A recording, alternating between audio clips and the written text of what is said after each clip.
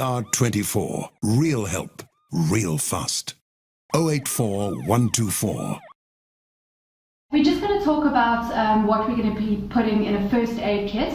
So a lot of people with the festive season coming up and school holidays, we're going to be needing first aid kits in our cars or taking them with on holiday, because you never know, there's always someone that's got a cut, a scrape, you know, and sometimes something more major like profuse bleeding or something. So we'd rather just talk you through what to have in your kit and that you can take along with you on holiday so that it's available to you at all times. Alright, the first and the most important thing is to have gloves with you. So these can be surgical gloves or latex gloves, and everything that you find in this first aid kit is readily available from your local pharmacy, and it's in the first aid section. So these gloves, they're going to prevent you from coming into contact with body fluids or blood. So these are the very, very most important things that you're going to have in your kit.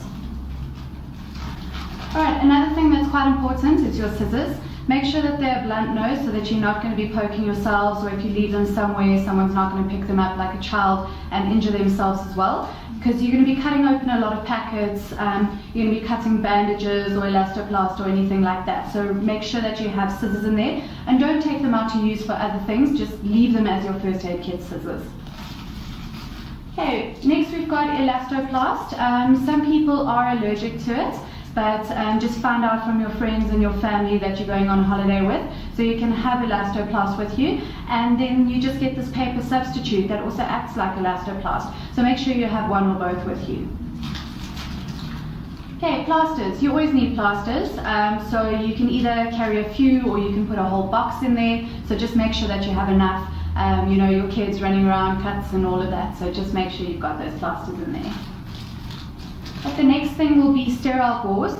Gauze is actually just designed, it's got like a crisscross design, and it helps you to encourage the clotting process when you're bleeding, and it's also sterile, so it prevents germs. There's no germs on here, and it can help with any of your big cuts and burns and all of that. So you can put your ointment directly on here and then place it on the injury, and then you just bandage that up. One of the most important things is when you're using gauze, don't remove the first layer. So if you see blood or anything coming through, rather just pack new dressings on top and then keep bandaging that up. So don't ever remove the first layer, because then you're going to undo the clotting process.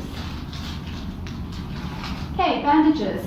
We call these FADs, so they're first aid dressings. It's like a bandage with gauze and a trauma pad built into it, so it's in the middle. So basically, if you don't have gauze available, you can put your ointment or close up the wound only with this dressing. So you put it directly onto the wound, and then you just bandage it up with the pieces of bandages on either side. And as you can see, they come in a variety of sizes. Make sure you have a couple of different sizes, because you'll never know which size is necessary for what injury.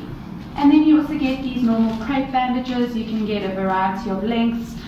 These can just help you to set normal dressings and secure other dressings that you put on your wound.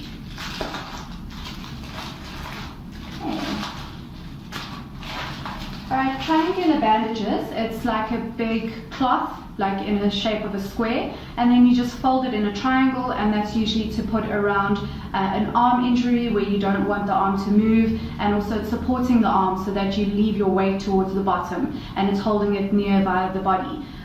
So you basically just secure that around the neck and onto the arm, and it comes with its own safety pins to secure it. Okay, this is what we call a space blanket. They come in silver and gold, and you'd usually use it in hypothermic circumstances. So if someone has been outside in very cold weather, I know this is not really something that will happen in December, but on the west coast of South Africa, you know, the water's very cold. So if someone's in that water for a very long time, they come out, they're hypothermic. If you don't have a blanket and you can't rapidly warm the person, this will usually help in just keeping that heat inside. Okay, just some safety pins. You never know when you use those, just to secure your bandages. You can usually just tie them, but a safety pin is nice to have if you do need it. an antiseptic solution. There's a lot of them available out there, but just any type, you can just read on it that says antiseptic. It helps to prevent germs, helps to clean the area of the wound, you know, when kids are running around, all the dirt that gets on them. So just make sure that you're cleaning nicely around the wound before you dress it so that it can stay clean and heal properly.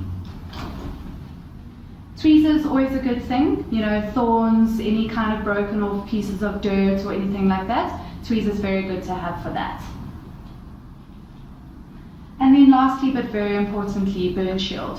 Alright, you can get this at the pharmacy as well. They come in a variety of sizes. You can get a small one that fits just over your finger.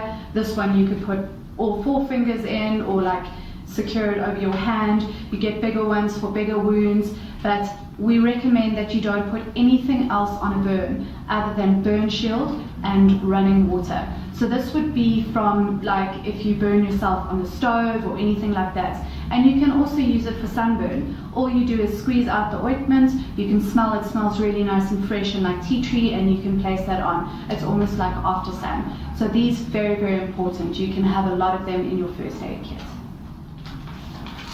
Some things that are nice to have, but you don't always have to have them, is a mouth-to-mouth piece. If you are CPR trained, they'll usually give these to you at the end of your course, and it's just got like a little mouthpiece and a piece of plastic that can shield you. So this is only to use when you're doing CPR. Okay, these are alcohol swabs. It's basically a little piece of gauze that is soaked in alcohol, and we also use these to clean wounds. So in place of, if you don't have your antiseptic liquid, you can use these, but rather have antiseptic liquid. You know, they're not as small as this, and you know, you can reuse it. And then with regards to medications and first aid kits, the only thing that we would recommend is having an antacid. So like an Eno, because other medications, you know, you never know if someone's allergic to them. Especially there's a high allergy risk for people to aspirin, so you don't want to have those in your first aid kits in case you actually impact someone's illness rather than helping them. So the only thing is little sachets of Enos, and make sure that you're checking the expiry date as well. So basically, if you can see all of that stuff that was on the couch, it fits into one nice little bag. I'll show you now. I mean, it's the size of a little book. It's very flat, so you can put it underneath things. You know, these things in here won't crush. They're pretty soft as well. You get sizes that you can put in the glove box and all of that. So yeah, this is your first aid kit, and make sure that you have one when you're going on a holiday. Okay, so basically these will be available from ER24. You can buy a nice one like this. You can ask about different sizes, and you can email marketing@er24.co.za. And then also, if you just want to do a basic first aid course or a CPR course or anything like that, you can email training@er24.co.za. And you can do anything from a short one-day CPR course or like a proper level 1 first aid, so that you can help people when they are in need.